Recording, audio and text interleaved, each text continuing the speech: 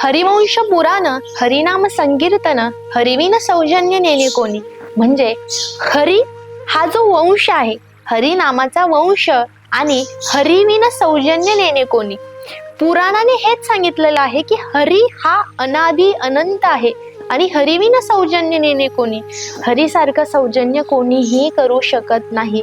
हरीच हा आहे जो दयाळू आहे आणि कृपाळू आहे. म्हणून तर माऊली म्हणतात की हरिवंश पुराण हरिनाम संकीर्तन हरिविन सौजन्य नेणे कोणी. तया नरा लाधले वैकुंठ जोडले सकळही घडले तीर्थाटन.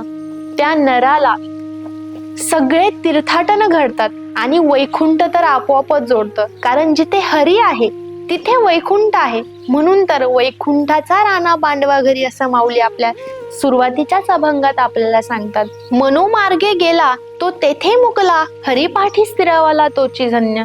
जो मनुष्य मनाच्या मार्गाने जातो तो मुक्तो, तो आयुष्यामध्ये केवळ आणि केवळ दुःखालाच कवटी घालतो असं म्हणायला हरकत नाही.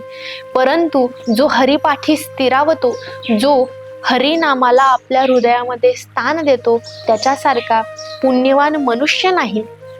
हरिपाठी स्थिरावला तोची धन्य. ज्ञानदेवा गोडी हरिनामाची जोडी रामकृष्ण आवडी सर्व काळ. ज्याला रामकृष्ण नामाची आवड सर्व काळ आहे, संत ज्ञानेश्वर महाराज म्हणजे साक्षात माऊली म्हणतात मला त्याची गोडी आहे.